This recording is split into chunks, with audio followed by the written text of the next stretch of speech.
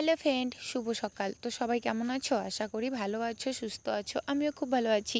কোচবিহারের ছোট্ট একটি গ্রাম থেকে আমি বৃষ্টি। আমার এই নতুন ব্লগে তোমাদের অনেক অনেক স্বাগত ও শুভেচ্ছা জানিয়ে আজকের ব্লগটা আমি শুরু করছি। তো দেখো, আমাদের বাড়ি সকালবেলা কিন্তু চলে আসছে রাধাকৃষ্ণ ঠাকুর, তো তার সঙ্গে কিছু কীর্তনের দল।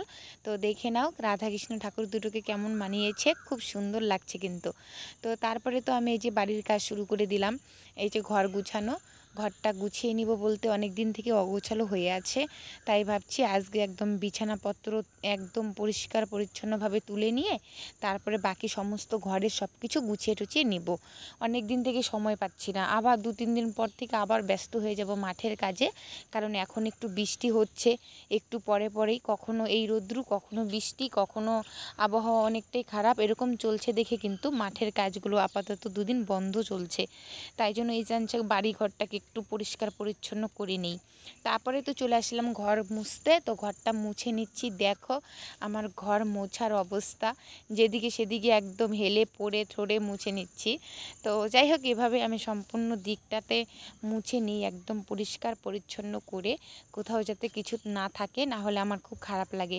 আর এভাবে কাজ করতে আমি পছন্দ করি, মানে আমি যতটুকু কাজ করব একদম পরিষ্কার পরিচ্ছন্নভাবেই করব, না পারলে করব না, তাও ভালো। তো এটাই আমার আর কি অভ্যাস ছোটোর থেকে। তো এভাবে আমি সম্পূর্ণ মুছে নিয়ে চলে আসি বাড়ির সামনে। তো বাড়ির সামনে এই যে দেখো, আমাদের এখানটায় বৃষ্টি হয়েছে বললাম না, কতটা জল হয়েছে দেখো ভুট্টা ক্ষেতগুলোতে। তো কেমনভাবে ভুট্টাগুলো ভিজে ভিজে আছে, তো নিচের দিকে তো সব ভেঙে দেওয়া হয়েছিল, দেখো কেমন ভিজে গেছে।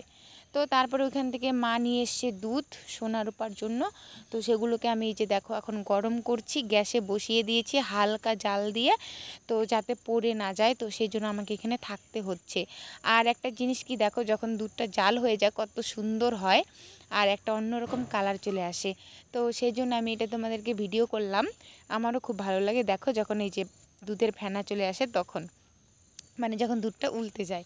তো তারপরে এই যে দেখো আমার বদ্দি আর আমি ছিলাম ঘরে শুয়ে।